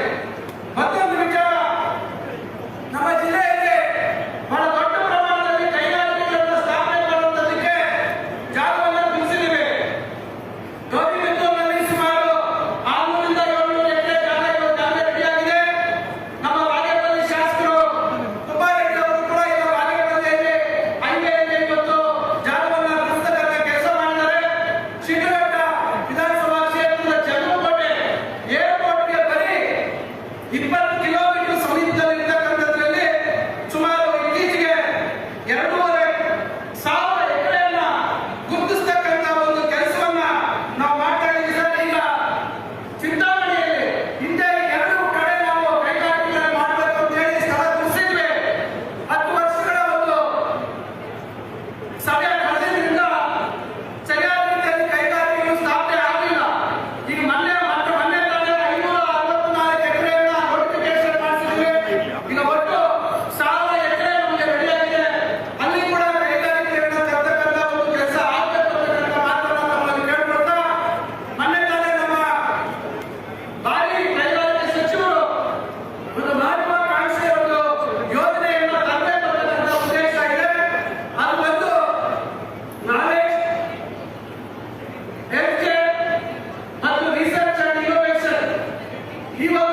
ಸಿಟಿಯನ್ನು ಮಾಡಬೇಕು, ಇದನ್ನ ಬೆಂಗಳೂರಿನ ಸಮೀಪದಲ್ಲೇ ಮಾಡಬೇಕು ಅಂತಕ್ಕಂಥ ಉದ್ದೇಶ ಇಟ್ಕೊಂಡಿದ್ದಾರೆ. ಅದರಿಂದ ಇವತ್ತು ಶ್ರೀರಂಗಪಟ್ಟಣ ಸಮೀಪದಲ್ಲಿ 2,000 ಎಕರೆ ಇರೋದ್ರಿಂದ ದಯವಿಟ್ಟು ಅದನ್ನ ನಾಲೆಜ್ ಸಿಟಿ ಏನಿದೆ ಅದನ್ನು ಕ್ರಿಕ್ ಅಂತಾರೆ, ಆ ಸಿಟಿಯನ್ನ ನಾವು ಇಲ್ಲಿಗೆ ಮಾಡೋದಕ್ಕೆ ನಾವು ಎಲ್ಲ ರೀತಿಯಲ್ಲಿ ನಮಗೆ ಬೆಂಬಲವಾಗಿ ನಿಲ್ಲಬೇಕು ಅಂತಕ್ಕಂಥ ಮನವಿಯನ್ನ ಈ ಸಂದರ್ಭದಲ್ಲಿ ಮಾಡ್ತಾ ತಮ್ಮ ಸಮಯವನ್ನು ತೆಗೆದುಕೊಂಡಿದ್ದೀರಾ. ಈಗ ತಮಗೆ ಗೊತ್ತಿದೆ, ಈ ಭಾಗದಲ್ಲಿ ರೈತರ ಭೂಮಿ, ಕೆರೆಗಳು, ದೇವಸ್ಥಾನಗಳು ಮತ್ತು ಸರ್ಕಾರಿ ಜಾಗ ಯಥೇಚ್ಛವಾಗಿ ಇವತ್ತು ಡೀಮ್ಡ್ ಫಾರೆಸ್ಟ್ ಪರಿಪಾಲಿತ ಅರಣ್ಯದ ವ್ಯಾಪ್ತಿಗೆ ತಂದಿರ್ತಕ್ಕಂಥದ್ದನ್ನ ಈಗಾಗಲೇ ತಾವು ಗಮನಕ್ಕೆ ತಂದಿದ್ದೀವಿ ಸರ್. ನಮ್ಮ ಕಂದಾಯ ಸಚಿವರ ಸಹಕಾರದಿಂದ, ಅರಣ್ಯ ಸಚಿವರ ಸಹಕಾರದಿಂದ ಈಗಾಗಲೇ ಜಂಟಿ ಸಮೀಕ್ಷೆ ಮಾಡೋದಕ್ಕೆ ಈಗಾಗಲೇ ಅನುಮತಿ ಕೊಟ್ಟಿದ್ದಾರೆ. ಆ ಕಾರಣದಿಂದ ಚುನಾವಣೆಗಳು ಮುಗಿದ ಮೇಲೆ ತಕ್ಷಣ ಅದಕ್ಕೆ ಸುಪ್ರೀಂ ಕೋರ್ಟ್ ಅಲ್ಲಿ ಇಂಟ್ರಿಮ್ ಅಪ್ಲಿಕೇಶನ್ ಹಾಕ್ತಕ್ಕಂಥದ್ದಕ್ಕೆ ಸರ್ಕಾರ ತ್ವರಿತವಾಗಿ ಕ್ರಮ ತೆಗೆದುಕೊಳ್ಬೇಕು ಅಂತಕ್ಕಂಥ ಮನವಿಯನ್ನ ಈ ಸಂದರ್ಭದಲ್ಲಿ ನಾನು ಮಾಡ್ತಾ, ಇನ್ನ ಮತ್ತೊಮ್ಮೆ ನಾನು ತಮಗೆ ಈ ಸಂದರ್ಭದಲ್ಲಿ ನಾನು ಭಾನುವಾರ ತಮ್ಮನ್ನ ಹೊಸಕೋಟೆಯಲ್ಲಿ ಬಂದು ವಿನಂತಿ ಮಾಡಿಕೊಂಡೆ, ಸರ್ ದಯವಿಟ್ಟು ಸಿದ್ದರಾಮಯ್ಯ ಕಾರ್ಯಕ್ರಮಕ್ಕೆ ಬರಬೇಕು ಅಂತ. ನಾವೆಲ್ಲ ಉಡುಪಿಗೆ ಹೋಗ್ತಾ ಇದ್ದೀನಿ, ತಡ ಆಗಲಿ ಪರವಾಗಿಲ್ಲ ಆಗಲಿ ಆದ್ರೂ ನಾವು ಬರಲೇಬೇಕು ಅಂತಕ್ಕಂಥ ಮಾತನ್ನ ನಾನು ಕೇಳ್ಕೊಂಡಾಗ ನನ್ನ ಮಾತಿಗೆ ತಾವು ಒಪ್ಪಿ ಇವತ್ತು ಈ ಕಾರ್ಯಕ್ರಮದಲ್ಲಿ ತಾವು ಬಂದು ಭಾಗವಹಿಸ್ತಾ ಇದ್ದೀರ. ಈ ಕಮ್ಮಿ ಸಮಯದಲ್ಲಿ ನಮ್ಮ ಈ ಕಾರ್ಯಕ್ರಮವನ್ನ ನಮ್ಮ ಕ್ಷೇತ್ರದ ಎಲ್ಲ ನಮ್ಮ ನಾಯಕರು, ನಮ್ಮ ಕಾರ್ಯಕರ್ತರು, ನಮ್ಮ ನಗರಸಭಾ ಸದಸ್ಯರು, ವಿವಿಧ ಚುನಾಯಿತ ಪ್ರತಿನಿಧಿಗಳು ಎಲ್ಲರೂ ಈ ಕಮ್ಮಿ ಸಮಯದಲ್ಲಿ ಇಷ್ಟು ದೊಡ್ಡ ಮಟ್ಟದ ಕಾರ್ಯಕ್ರಮವನ್ನ ಏರ್ಪಡಿಸತಕ್ಕಂಥದ್ದಕ್ಕೆ ಅಗಲಿಗಳು ದುಡಿದಿದ್ದಾರೆ. ಇವರ ಜೊತೆಯಲ್ಲಿ ನಮ್ಮ ಹಿರಿಯ ನಟರಾದ ಮುನ್ಸಾಮರೆಡ್ಡಿ ಅವರು ಮತ್ತು ವಿಶೇಷವಾಗಿ ಡಾಕ್ಟರ್ ಬಾಲಾಜಿ ಅವರು ಜವಾಬ್ದಾರಿಯನ್ನು ವಹಿಸಿಕೊಂಡು ಈ ಕಾರ್ಯಕ್ರಮವನ್ನು ಅಚ್ಚುಕಟ್ಟಾಗಿ ಮಾಡತಕ್ಕಂಥದ್ದಕ್ಕೆ ಎಲ್ಲ ರೀತಿಯಲ್ಲಿ ಪ್ರಯತ್ನ ಮಾಡಿದ್ದಾರೆ. ಇವರ ಜೊತೆಯಲ್ಲಿ ನಮ್ಮ ಚಿಕ್ಕಬಳ್ಳಾಪುರ ಜಿಲ್ಲೆಯ ಜಿಲ್ಲಾಧಿಕಾರಿಗಳು, ಸಿಇಒ ಅವರು ಮತ್ತು ತಾಲೂಕಾಡಳಿತ, ಜಿಲ್ಲಾ ಆಡಳಿತದ ಎಲ್ಲರೂ ಇವತ್ತು ಅದು ರಾತ್ರಿ ಇದಕ್ಕೆ ತಮ್ಮ ಸಮಯವನ್ನ ವಿನಿಯೋಗಿಸಿ ಇವತ್ತು ಕಾರ್ಯಕ್ರಮದ ಯಶಸ್ಸಿಗೆ ಕಾರಣವಾಗಿದ್ದಾರೆ. ಅವರು ನಾನು ಈ ಸಂದರ್ಭದಲ್ಲಿ ನನ್ನ ಹೃತ್ಪೂರ್ವಕವಾದ ಧನ್ಯವಾದಗಳನ್ನ ತಿಳಿಸ್ತಾ, ಈಗ ತಮ್ಮ ಮಾತನ್ನ ಕೇಳಲಿಕ್ಕೆ ಈಗ ಸರ್ಕಾರದ ಕೆಲವು ಕಾರ್ಯಕ್ರಮಗಳ ಫಲಾನುಭವಿಗಳಿಗೆ ಸಾಂಕೇತಿಕವಾಗಿ ಈಗ ಅವರಿಗೆ ವಿತರಣೆ ಮಾಡತಕ್ಕಂಥ ಕೆಲಸ ಆದ ನಂತರ ಗೌರವಾನ್ವಿತ ಮುಖ್ಯಮಂತ್ರಿಗಳು ತಮ್ಮನ್ನೆಲ್ಲ ಉದ್ದೇಶಿಸಿ ಮಾತನಾಡ್ತಾರೆ ಅಂತಕ್ಕಂಥ ವಿಷಯವನ್ನು ತಿಳಿಸಿ ಈ ಸಮಯಕ್ಕಾಗಿ ತಮಗೆಲ್ಲರಿಗೂ ವಂದಿಸಿ, ಮತ್ತೊಮ್ಮೆ ಈ ಕ್ಷೇತ್ರದ ನನ್ನ ಕ್ಷೇತ್ರದ ಜನ ತಾವು ನನ್ನ ಮೇಲೆ ತೋರಿಸಿರ್ತಕ್ಕಂಥ ಒಂದು ವಿಶ್ವಾಸ, ನನ್ನ ಮೇಲೆ ಇಟ್ಟಿರ್ತಕ್ಕಂಥ ನಂಬಿಕೆಗೆ ಅವರೆಲ್ಲರೂ ಚಿರಋಣಿಯಾಗಿದ್ದಾರೆ ಅಂತಕ್ಕಂಥ ಮಾತನ್ನ ಈ ಸಂದರ್ಭದಲ್ಲಿ ನಾನು ಹೇಳ್ತಾ, ಸದಾ ನಿಮ್ಮ ಹೆಸರನ್ನ ಮತ್ತಷ್ಟು ಬಲಪಡಿಸ್ತಕ್ಕಂಥ, ತಮಗೆ ಒಳ್ಳೆ ಹೆಸರು ತರ್ತಕ್ಕಂಥ ನಿಟ್ಟಿನಲ್ಲಿ ನಾವು ಕೆಲಸ ಮಾಡ್ತೇವೆ, ತಮಗೆ ಮಾತು ಕೊಡ್ತಾ ಇದ್ದೀವಿ ಅಂತಕ್ಕಂಥ ವಿಷಯವನ್ನ ಹೇಳಿ ನನ್ನ ಮಾತನ್ನು ಮುಗಿಸ್ತೇವೆ. ಜೈ ಹಿಂದ್, ಜೈ ಕರ್ನಾಟಕ.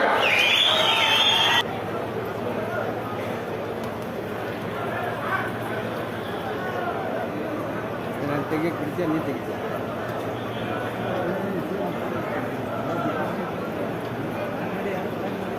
ಇಲ್ಲ ಹೊರಟಾಗ್ತಾ ಇದೆ, ಹೊರಟಾಗ್ತಾ ಇದೆ.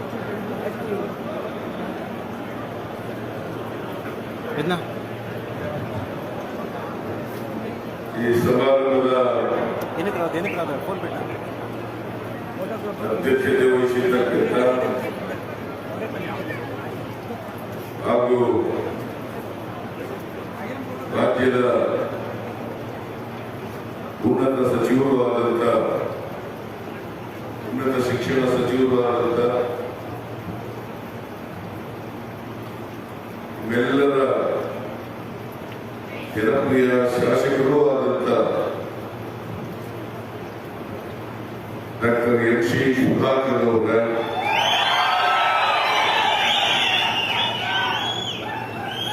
ನಗರಾಭಿವೃದ್ಧಿ ಸಚಿವರಾದಂಥ ಬೈರಗಿ ಸುರೇಶ್ ಅವರ, ಮುಖ್ಯಮಂತ್ರಿಗಳ ಕಾರ್ಯದರ್ಶಿಗಳಾದಂಥ ನಸೀರ್ ಅಹಮದ್ ಅವರ, 5 ಗ್ಯಾರಂಟಿಗಳ ಇಂಪ್ಲಿಮೆಂಟೇಷನ್ ಕಮಿಟಿ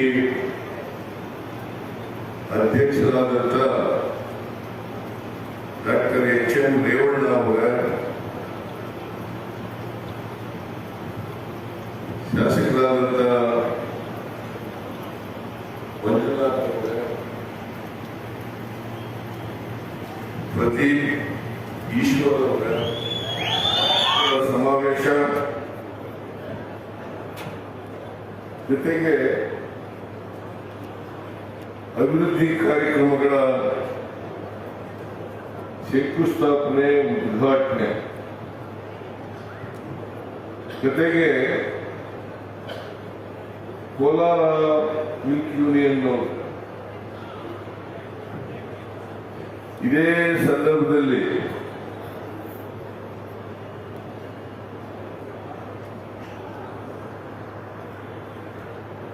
ಮೂರು ಕಾರ್ಯಕ್ರಮಗಳಿಗೆ ಶಂಕುಸ್ಥಾಪನೆ ನೀಡಿದ್ದಾರೆ.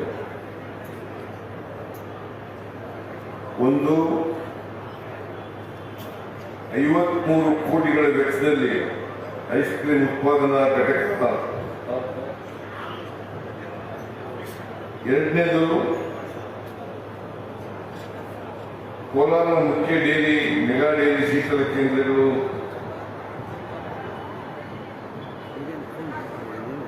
ಅದರ ಮುಖ್ಯ ಆಡಳಿತ ಕಚೇರಿ, ಅದರ ಶಂಕುಸ್ಥಾಪನೆ, ಅದೇ ಶಂಕುಸ್ಥಾಪನೆ ಅದೇನೆ ನಡೆಯುವುದ ಉದ್ಘಾಟನೆ, ಆಮೇಲೆ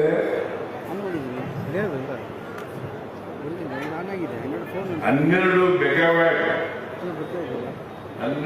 ಮೆಗಾವ್ಯಾಟ್ ಸೋಲಾರ್ ಪವರ್ ಪ್ಲಾಂಟ್ ಶಂಕುಸ್ಥಾಪನೆ.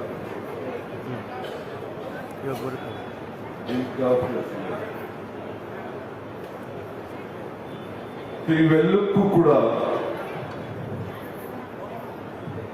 ಇವತ್ತು ಚಿಂತಾಮಣಿಯಲ್ಲಿ ಕಾರ್ಯಕ್ರಮಗಳನ್ನು ಹಮ್ಮಿಕೊಂಡಿದ್ದೀವಿ.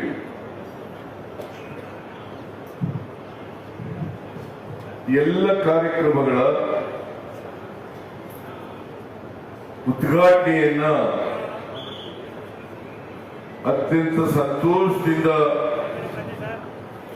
ನೆರವೇರಿಸಿದ್ದೇನೆ ಅಂತಕ್ಕಂಥ ಮಾತುಗಳನ್ನ ಹೇಳಲಿಕ್ಕೆ ಬಯಸ್ತಾ ಇದ್ದೇನೆ.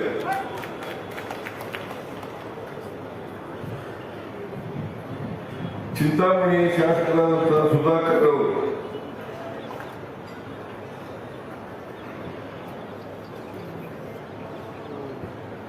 ಬಹಳ ಕ್ರಿಯಾಶೀಲ ಮಂತ್ರಿ.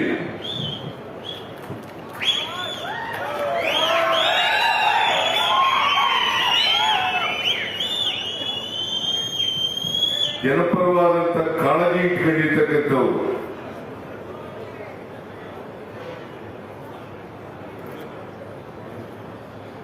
ಅವರು ಉನ್ನತ ಶಿಕ್ಷಣ ಸಚಿವರಾಗಿ ಬಹಳ ಉತ್ತಮ ರೀತಿಯಲ್ಲಿ ಕೆಲಸ ಮಾಡ್ತಾ ಇದ್ದಾರೆ.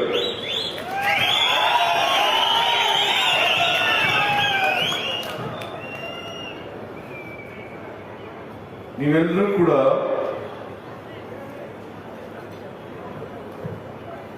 ಒಬ್ಬ ಕ್ರಿಯಾಶೀಲ ಜನಪರವಾದಂತ ಕಾಳಜಿ ಇರ್ತಕ್ಕಂಥ ಶಾಸಕರನ್ನ ಆಯ್ಕೆ ಮಾಡ್ಕೊಂಡಿದ್ದೀರಿ.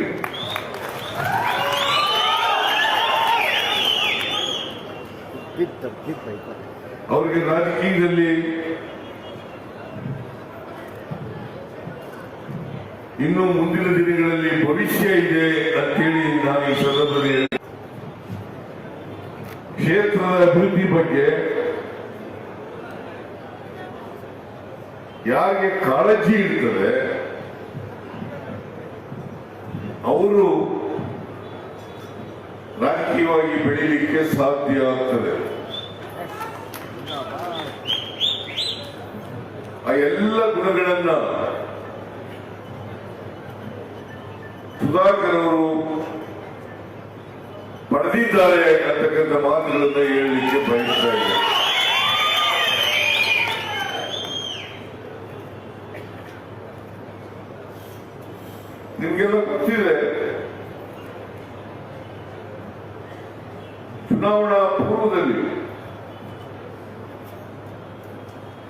ಲೈವ್ ನಾದಿ ನಾವು ಜನತೆಗೆ ಅನೇಕ ಭರವಸೆಗಳನ್ನು ಕೊಟ್ಟಿದ್ದು. ಲೈವ್ ಕಲ್ಯಾಣಿಸ್ತಾರೆ ಲೈವ್. ಅವುಗಳಲ್ಲಿ ಪ್ರಮುಖವಾದಂತ ಭರವಸೆಗಳು 5 ಗ್ಯಾರಂಟಿಗಳನ್ನ ನಾವು ಅಧಿಕಾರಕ್ಕೆ ಬಂದ ತಕ್ಷಣ ಯಾರಿಗೆ ಕೊಡ್ತೇವೆ ಅಂತಕ್ಕಂಥ ಮಾತುಗಳನ್ನ ಹೇಳಿದ್ದು.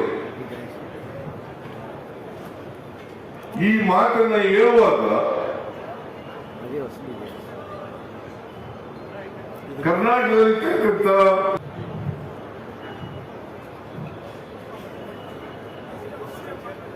ಇವತ್ತು ಕೇಂದ್ರ ಸರ್ಕಾರದ ನೀತಿಯಿಂದ ಬೆಲೆ ಏರಿಕೆ ಆಗಿದೆ.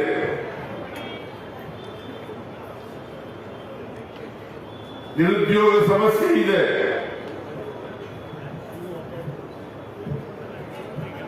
ರೈತರು ಅನೇಕ ಕಷ್ಟಗಳನ್ನು ಎದುರಿಸ್ತಾ ಇದ್ದಾರೆ. ಈ ಕಾರಣಕ್ಕೋಸ್ಕರ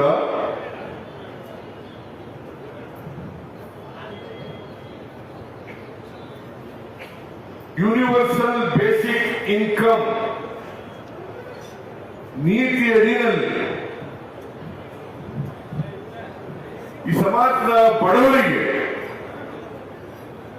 ಕೊಂಡ್ಕೊಳ್ತಕ್ಕಂಥ ಶಕ್ತಿಯನ್ನು ಹೆಚ್ಚು ಮಾಡಬೇಕು. ಅದಕ್ಕೋಸ್ಕರ ಅವರ ಕೈನಲ್ಲಿ ಹಣವನ್ನು ಕೊಡಬೇಕು ಅಂತೇಳಿ ನಾವು ತೀರ್ಮಾನ ಮಾಡಿ ನಾನು ಮತ್ತು ಡಿ ಕೆ ಶಿವಕುಮಾರ್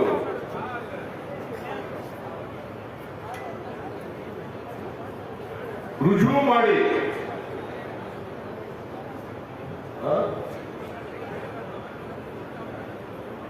ಮಾಡಿ ಗ್ಯಾರಂಟಿ ಕಾರ್ಡ್ಗಳನ್ನ ಮನೆ ಮನೆಗೆ ಹಂಚತಕ್ಕಂಥ ಕೆಲಸವನ್ನ ಮಾಡುವ.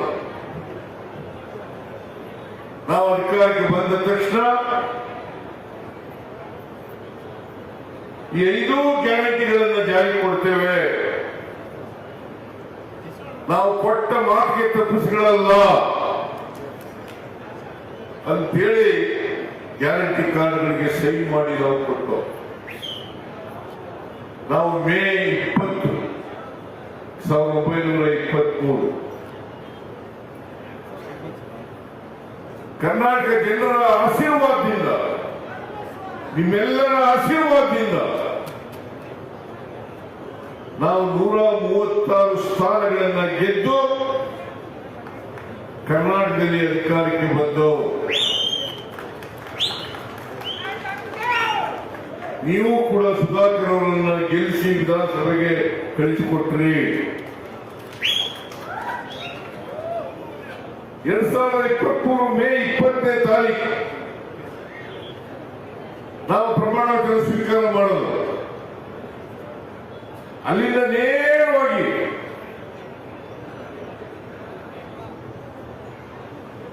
ವಿಧಾನಸೌಧದ ಕ್ಯಾಬಿನೆಟ್ ಹಾಲ್ನಲ್ಲಿ ತೀರ್ಮಾನವನ್ನು ಮಾಡಲು 5 ಗ್ಯಾರಂಟಿಗಳನ್ನು ಜಾರಿ ಕೊಡಬೇಕು ಅಂತೇಳಿ ಆದೇಶ ಹೊರಡಿಸಿತು. 5 ಗ್ಯಾರಂಟಿಗಳನ್ನು ಈಗಾಗಲೇ ಸುಧಾಕರ್ ಅವರು ಹೇಳಿದ್ದಾರೆ. ಶಕ್ತಿ ಯೋಜನೆ,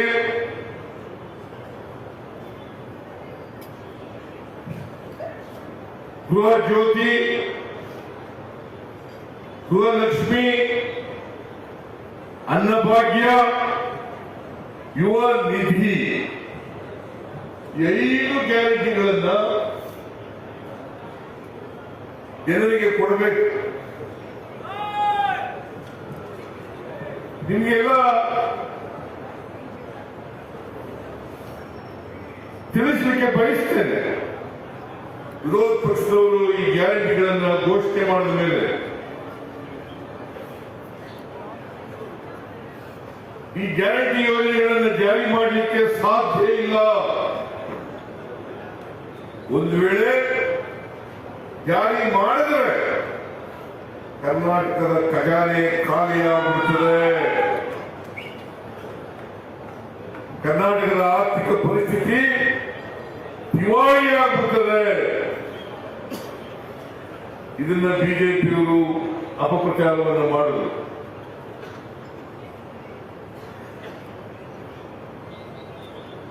ಇನ್ನೂ ಒಂದು ಅಪಪ್ರಚಾರವನ್ನು ಮಾಡಿದ್ರು. ಈ ಗ್ಯಾರಂಟಿ ಯೋಜನೆಗಳು ಚುನಾವಣೆ ಆದ್ಮೇಲೆ ನಿಲ್ಲಿಸ್ಬಿಡ್ತಾರೆ.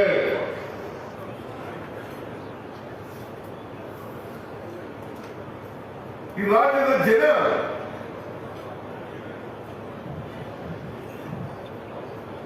ಸೆಂಟ್ರಲ್ ಬಿಜೆಪಿಯವರು ತಿಳ್ಕೊಂಡಿದ್ದಾರೆ. ರಾಜ್ಯದ ಜನರನ್ನ ದಾರಿ ತಪ್ಪಿಸಬಹುದು, ಸುಳ್ಳು ಹೇಳಿ ನಂಬಿಸಬಹುದು ಅಂತ ಹೇಳಿ ತಿಳ್ಕೊಂಡಿದ್ದಾರೆ. ಆದರೆ ಬಿಜೆಪಿಯವರು ಜನರನ್ನ ದಾರಿ ತಪ್ಪಿಸೋದ್ರ ಬದಲು ಅವರೇ ಮೂರ್ಖರಾಗಿದ್ದಾರೆ ಅಂತಕ್ಕಂಥ ಮಾತುಗಳನ್ನು ಹೇಳಲಿಕ್ಕೆ ಬಯಸ್ತಾ ಇದ್ದಾರೆ. ಇವತ್ತು ಇದೆಲ್ಲ ನೋಡಿದ್ದೀವಿ. ಅಭಿವೃದ್ಧಿ ಕೆಲಸಗಳಿಗೆ ಶಂಕುಸ್ಥಾಪನೆ ಮತ್ತು ಉದ್ಘಾಟನೆ ಮಾಡ್ತಕ್ಕಂಥ ಕೆಲಸ ಮಾಡಿದ್ದೀವಿ.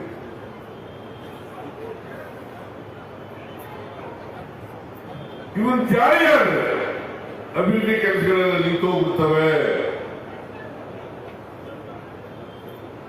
ಅಭಿವೃದ್ಧಿ ಕೆಲಸಗಳು ನಿಂತೋಗಿದ್ರೆ ಇಷ್ಟೊಂದು ಅಭಿವೃದ್ಧಿ ಕೆಲಸಗಳಿಗೆ ಶಂಕುಸ್ಥಾಪನೆ ಉದ್ಘಾಟನೆ ಮಾಡಲಿಕ್ಕೆ ಸಾಧ್ಯ ಆಯ್ತಿತ್ತ? ಇವೇ ಸಾಕು. ಆರ್ ಅಶೋಕ, ಬಸವರಾಜ ಬೊಮ್ಮಾಯಿ, ವಿಜಯೇಂದ್ರ ಒಬ್ಬರ ಮೇಲೆ ಒಬ್ಬರು ಸುಳ್ಳು ಹೇಳುತ್ತೆ ಜಾಸ್ತಿ. ಒಬ್ಬರ ಮೇಲೆ ಒಬ್ಬರು ಸುಳ್ಳು. ಅದಕ್ಕೆ ನಾನು ಅನೇಕ ಸಾರಿ ಹೇಳಿದ್ದೀನಿ, ಈ ಬಿಜೆಪಿಯವರ ಮನೆ ದೇವರೇ ಸುಳ್ಳು. ಈ ಬಿಜೆಪಿಯವರು ಅವ್ರ ಮನೆ ದೇವರು ಸುಳ್ಳು.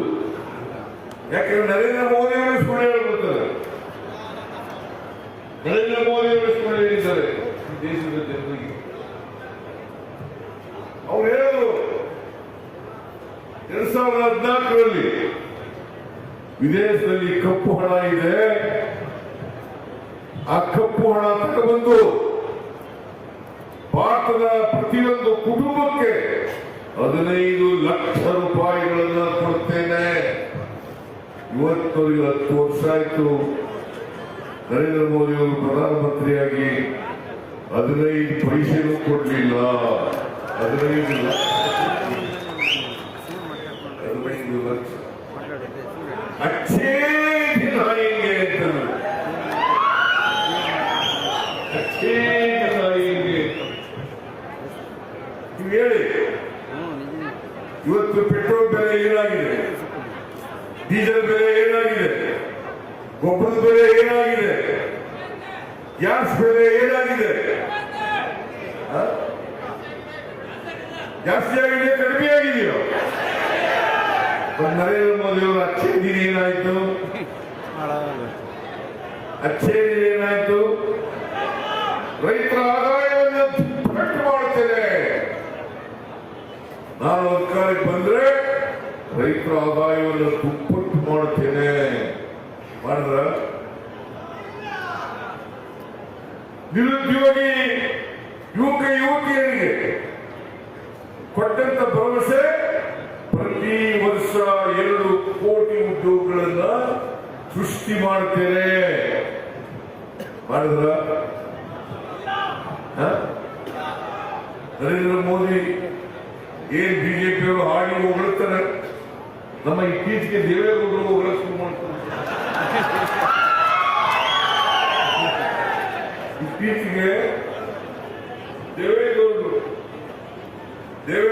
ಏನ್ ಹೇಳ್ತಾರೆ ಅಂತಂದ್ರೆ, ಇದೇ ದೇವೇಗೌಡರು ನಾನೇನಾದ್ರೂ ಮುಂದಿನ ದಿನದಲ್ಲಿ ಮುಕ್ತರಾದರೆ ಮುಸಲ್ಮಾನ ಆಗುತ್ತೀನಿ ಅಂತ ಹೇಳಿದ್ರು. ಇದೇ ದೇವೇಗೌಡರು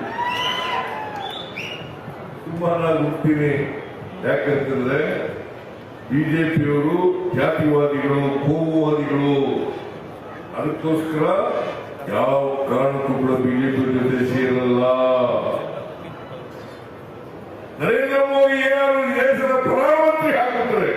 ಕಳೆದ ಲೋಕಸಭಾ ಚುನಾವಣೆಯಲ್ಲಿ 2019ರಲ್ಲಿ ನಾನು ಈ ದೇಶವೇ ಬಿಟ್ಕೊಂಡು ಹೋಗ್ತೀನಿ ಅಂತ ಹೇಳುದು. ಈಗ ನರೇಂದ್ರ ಮೋದಿಯವರು ನಮ್ದು ಸಂಬಂಧ ಬಹಳ ಹಳೆಯ ಸಂಬಂಧ, ಅವಿನಾಭಾವ ಸಂಬಂಧ. ದೇವೇಗೌಡ್ರೆ ಒಳ್ಳೆ ಮಗ, ರೈತರ ಮಗ ಅಂತ ನೀವು ಹೇಳ್ಕೊಳ್ಳೋರು, ಈ ದೇಶದ ಪ್ರಧಾನಮಂತ್ರಿ ಆಗಿದ್ದವರು ಇಷ್ಟೆಲ್ಲ ಸುಳ್ಳು ಹೇಳ್ತಾ ಇದ್ರಲ್ಲ, ಆ ನರೇಂದ್ರ ಮೋದಿ ಅವ್ರನ್ನ ಹಾಡಿ ಉಗುಳ್ತಾ ಇದ್ದೀರಲ್ಲ, ನೀವೇ ಯೋಚನೆ ಮಾಡಿ, ನ್ಯಾಯನಾ? ಈಗ ಸೋಮವಾರಿಗಳಿಗೆ ತೆಗೆದುಕೊಳ್ತಾರೆ, ಯಾರಿಗೆ ಸೇರಿಸಿಕೊಂಡಿರೋದು? ಸೋಮವಾರಿಗಳು. ಆದರೆ ಜನತಾ ದಳ, ಎಸ್ ಜನತಾ ದಳ ಸೆಕ್ಯುಲರ್. ದಯಮಾಡಿ ನಾನು ಹೇಳ್ತೀನಿ ದೇವೇಗೌಡರಿಗೆ, ಆ ಎಸ್ ಅನ್ನು ತಗೊಳಪ್ಪ, ಯಾಕೆ ಸುಮ್ಮನೆ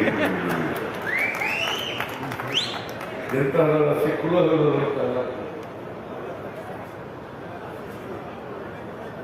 ಈಗ ಬಿಜೆಪಿ ವಕ್ತಾರ ಕುಮಾರಸ್ವಾಮಿ ದೇವೇಗೌಡ ಇಬ್ರು ಮಾತಾಡಕ್ಕೆ ಶುರು ಮಾಡ್ತಾರೆ.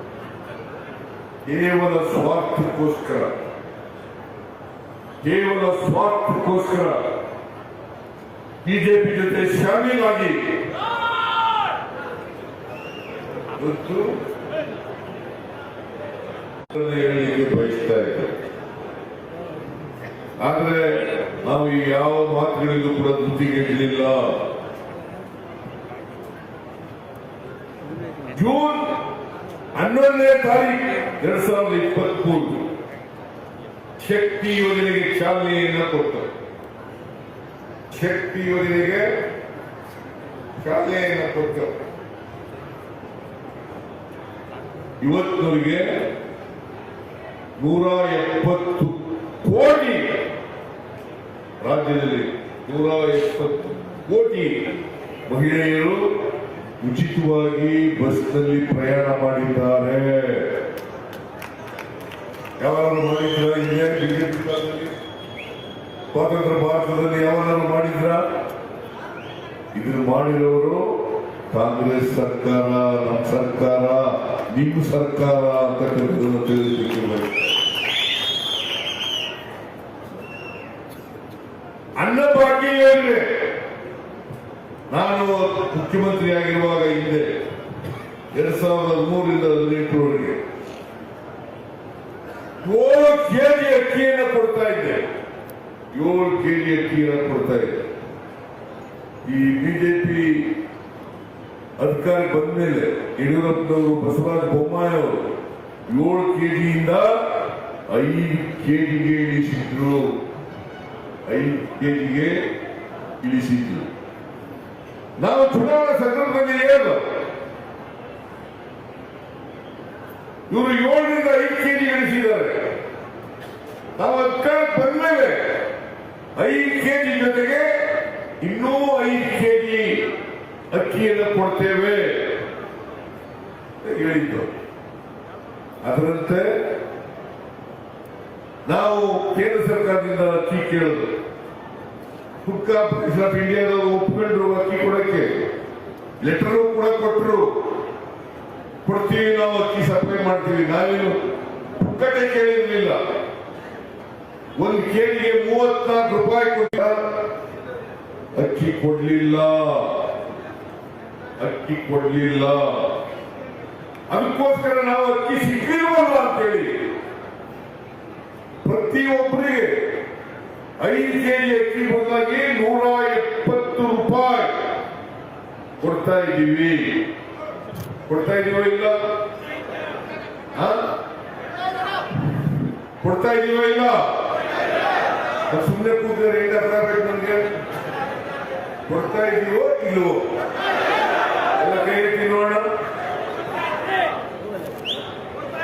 ಸ್ವಲ್ಪ ಬಿಜೆಪಿಯವರು ತಿಳ್ಕೋಬೇಕು. ಇದನ್ನ 5 ಕೆಜಿ ಅಕ್ಕಿಯನ್ನ ಕೊಡ್ತಾ ಇದ್ದೀವಿ. ಯಾಕಪ್ಪ ಅಂತಂದ್ರೆ ಯಾರು ಹಸಿರು ಮಲಗಬಾರದು, 3 ಹೊತ್ತು ಊಟ ಮಾಡಲೇಬೇಕು. ಕರ್ನಾಟಕ ಹಸಿವು ಮುಕ್ತ ರಾಜ್ಯ ಆಗಬೇಕು. ಕರ್ನಾಟಕ ಹಸಿವು ಮುಕ್ತ ರಾಜ್ಯ ಆಗಬೇಕು. ಎಲ್ಲ ಬಡವರು ಕೂಡ ಶ್ರೀಮಂತರ ತರನೇ ಊಟ ಮಾಡ್ತಕ್ಕಂಥ ವ್ಯವಸ್ಥೆ ಕರ್ನಾಟಕದಲ್ಲಿ ಬರಬೇಕು ಅಂತಕ್ಕಂಥದ್ದು ನಮ್ಮ ಉದ್ದೇಶ.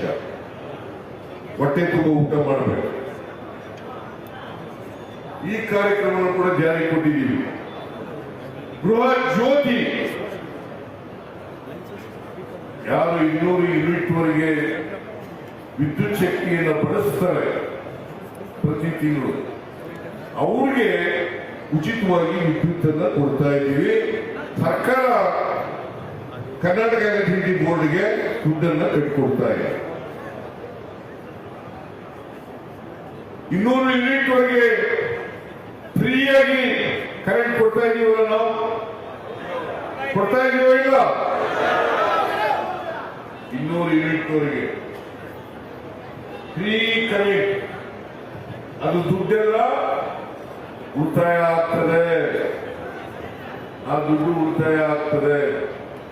ಗೃಹ ಜ್ಯೋತಿ, ಗೃಹ ಜ್ಯೋತಿ ಪ್ರತಿ ಕುಟುಂಬದ ಯಜಮಾನಿಗೆ ಆ ಗೃಹಲಕ್ಷ್ಮಿ ಕಾರ್ಯಕ್ರಮ ಪ್ರತಿ ಕುಟುಂಬದ ಯಜಮಾನಿಗೆ ತಿಂಗಳಿಗೆ 2,000 ರೂಪಾಯಿ. ಸ್ವತಂತ್ರ ಭಾರತದಲ್ಲಿ ಯಾವಾಗಲೂ ಕೊಟ್ಟಿದ್ರ? ಸುಮಾರು 1,17,00,000 1,17,00,000 ಕುಟುಂಬಗಳಿಗೆ, ಮಹಿಳೆಯರಿಗೆ ತಿಂಗಳಿಗೆ 2,000 ರೂಪಾಯಿ, ಪ್ರತಿ ತಿಂಗಳು 2,000 ರೂಪಾಯಿ. ಫ್ರೀ ಬಸ್, ಫ್ರೀ 2,000 ರೂಪಾಯಿ, 5 kg ಅಕ್ಕಿ, ಜೊತೆಗೆ ಯುವ ನಿಧಿ. ಯಾರು 2022-23 ಪಾಸ್ ಆಗಿರ್ತಾರೆ, ಅವರು ಡಿಗ್ರಿ ಹೋಲ್ಡರ್ಸ್ ಇರ್ಬೋದು, ಡಿಪ್ಲೊಮಾ ಹೋಲ್ಡರ್ಸ್ ಇರ್ಬೋದು. ಯಾರಿಗೆ 6 ತಿಂಗಳಲ್ಲಿ ಕೆಲಸ ಸಿಕ್ಕಲ್ಲ, ಅವರಿಗೆ 2 ವರ್ಷದವರೆಗೆ ಡಿಗ್ರಿ ಹೋಲ್ಡರ್ಸ್ಗಳಿಗೆ 3,000 ರೂಪಾಯಿ, ಡಿಪ್ಲೊಮಾ ಹೋಲ್ಡರ್ಸ್ ಅವರಿಗೆ 1,500 ರೂಪಾಯಿ ಈಗಾಗಲೇ ಕೊಡ್ಲಿಕ್ಕೆ ಪ್ರಾರಂಭ ಮಾಡಿದ್ದೀವಿ. ಈಗಾಗಲೇ ಕೊಟ್ಟಿದ್ದೀವಿ. ಇಲ್ಲೂ ಕೂಡ ಚಿಂತಾಮಣಿ ತಾಲೂಕಿನಲ್ಲೂ ಕೊಡ್ಲಿಕ್ಕೆ ಪ್ರಾರಂಭ ಮಾಡಿದ್ದೀವಿ. ಕೋಲಾರ ಜಿಲ್ಲೆಯಲ್ಲೂ ಕೂಡ ಪ್ರಾರಂಭ ಕೊಡ್ಲಿಕ್ಕೆ ಇಲ್ಲಿ 300 ಜನಕ್ಕೆ ಕೊಟ್ಟಿದ್ದೀವಿ. ಆಮೇಲೆ ಅದರ ಜೊತೆಗೆ ಸ್ಕಿಲ್ ಡೆವಲಪ್ಮೆಂಟ್ ಟ್ರೈನಿಂಗ್ ಕೂಡ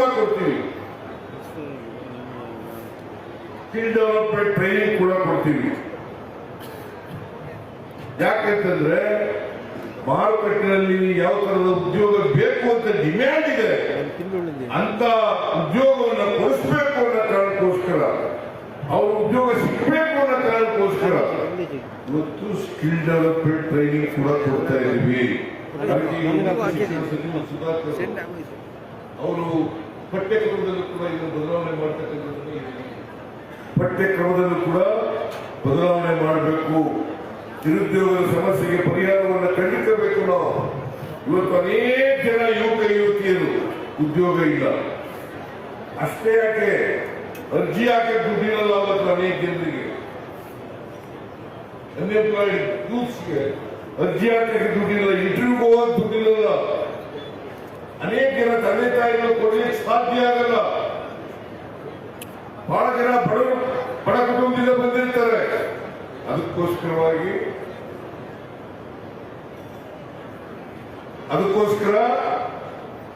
ಸ್ಕಿಲ್ ಡೆವಲಪ್ಮೆಂಟ್ ಇಲಾಖೆ ವತಿಯಿಂದ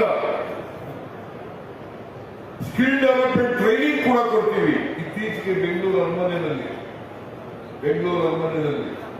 ಉದ್ಯೋಗ ಮೇಳವನ್ನ ಆಚರಣೆ ಮಾಡಿದ್ದು. ಸುಮಾರು 10,000 ಉದ್ಯೋಗಗಳನ್ನು ಮಾಡಿಕೊಟ್ಟರು. 10,000 ಉದ್ಯೋಗ. ಸುಮಾರು 80,000 ನಿರುದ್ಯೋಗಿಗಳು ಭಾಗವಹಿಸಿದರು, ಯುವಕ ಯುವತಿಯರು ಭಾಗವಹಿಸಿದರು. ಅದರಲ್ಲಿ ಸುಮಾರು 10,000 ಉದ್ಯೋಗ ಸಿಕ್ತು. ಹಿಂದೆ ಬಿಜೆಪಿ ಸರ್ಕಾರ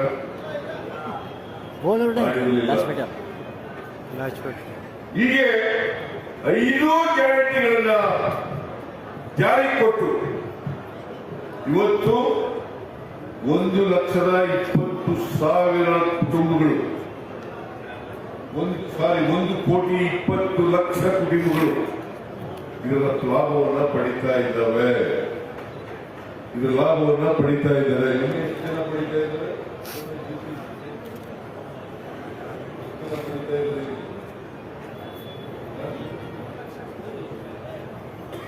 ಬರೀ ಚಿಂತಾಮಣಿ ತಾಲೂಕಿನಲ್ಲಿ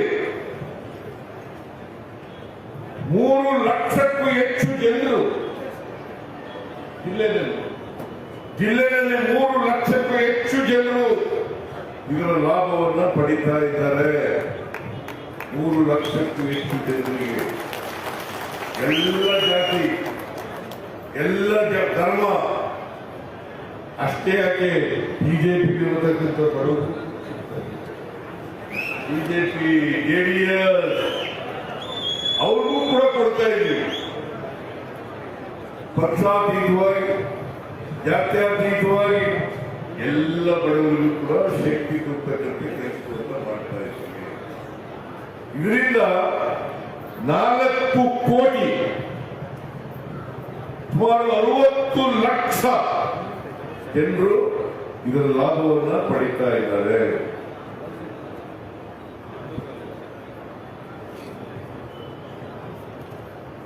ಪ್ರತಿ ತಿಂಗಳು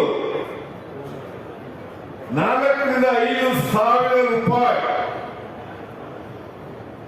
ಪ್ರತಿ ಕುಟುಂಬಗಳು ಕೂಡ ಪಡಿತಾ ಇದ್ದಾವೆ. ಪ್ರತಿ ತಿಂಗಳು ವರ್ಷಕ್ಕೆ 40ರಿಂದ 50 ಸಾವಿರ,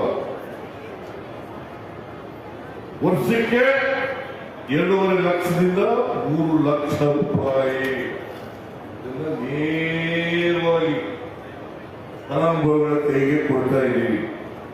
ಇದರಿಂದ ಏನಾಗಿದೆ ಅಂತಂದ್ರೆ ಇವತ್ತು ಎಲ್ಲ ಕಡೆ ನನಗೆ ಧರ್ಮಸ್ಥಳದ ಹೆಗ್ಡೆ ಒಂದು ಪತ್ರ ಬಂದಿತ್ತು.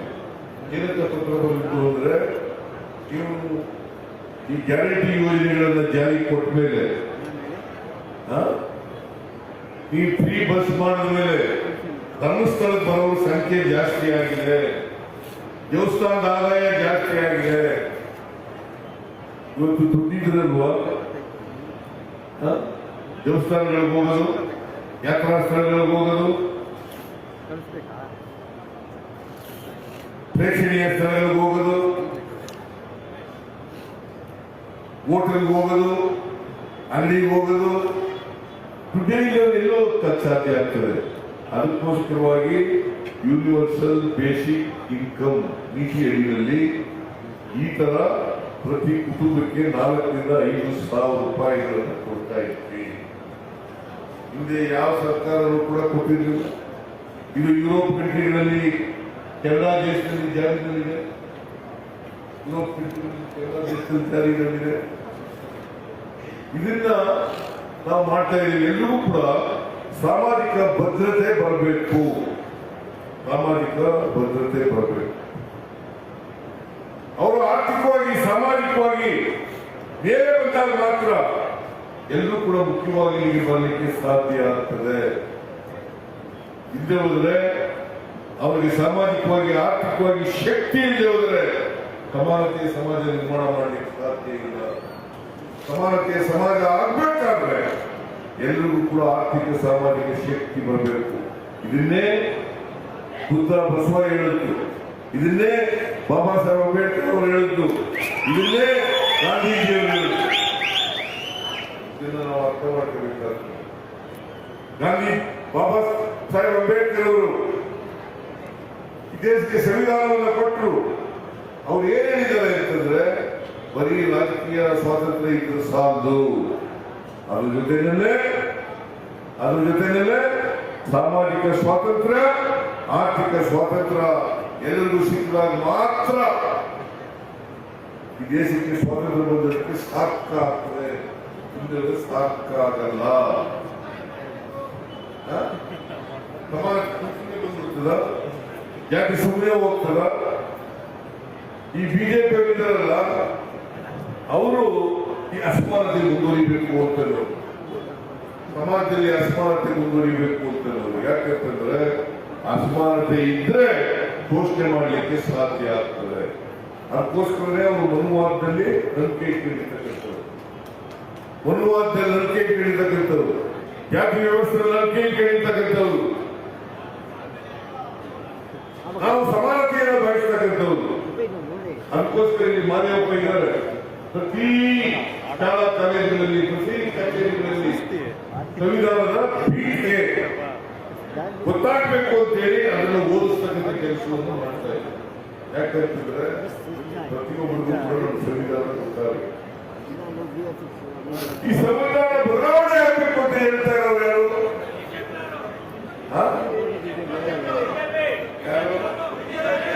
ಬಿಜೆಪಿ. ಅನಂತ್ ಕುಮಾರ್ ಹೆಗ್ಡೆ ಕೈ ಇಳಿಸ್ತಾ ಇದ್ದಾರೆ.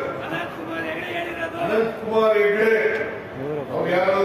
ಸಾಮಾನ್ಯ ಕಾರ್ಯಕರ್ತ ಅಲ್ಲ, ಬಿಜೆಪಿ ಎಂಪಿ, ಕೇಂದ್ರದ ಮಂತ್ರಿಯಾಗಿದ್ದವರು.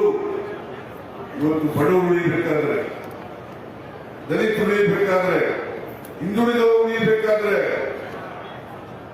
ಅಲ್ಪಸಂಖ್ಯಾತರು ಉಳಿಬೇಕಾದ್ರೆ, ಮಹಿಳೆಯರು ಉಳಿಬೇಕಾದ್ರೆ, ಕಾರ್ಮಿಕರು ಉಳಿಬೇಕಾದ್ರೆ ಸಂವಿಧಾನ ಉಳಿಯಲೇಬೇಕು.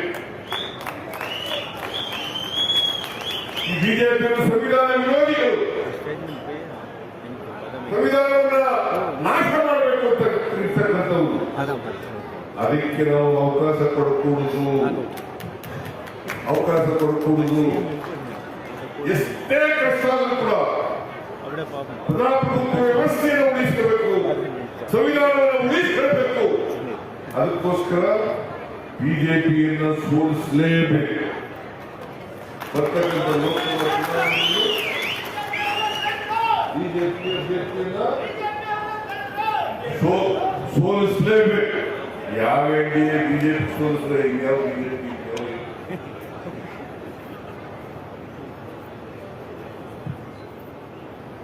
ಇದನ್ನ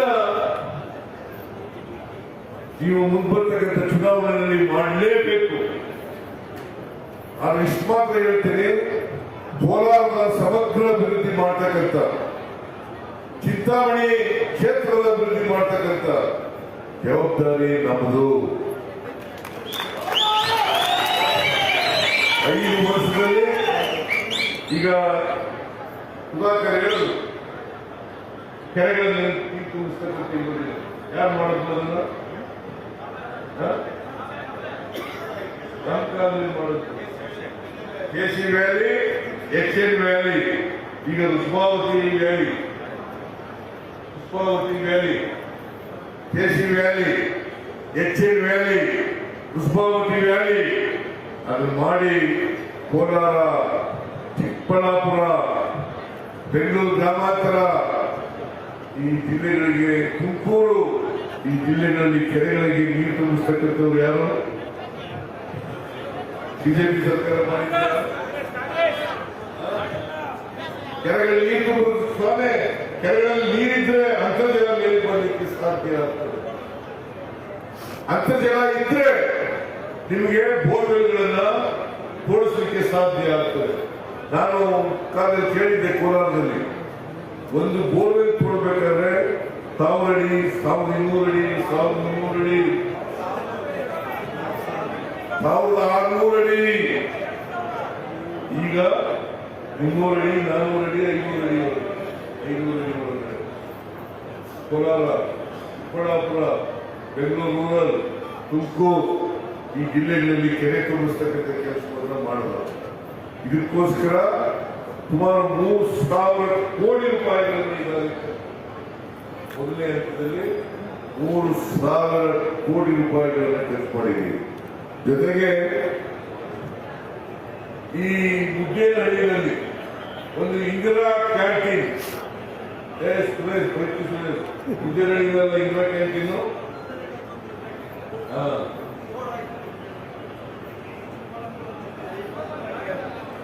ಚಿಕ್ಕಬಳ್ಳಾಪುರ ಜಿಲ್ಲೆಯಲ್ಲಿ 7 ಇಂದಿರಾ ಕ್ಯಾಂಟೀನ್ಗಳನ್ನ ಮಾಡಿಕೊಟ್ಟು ಈ ವರ್ಷ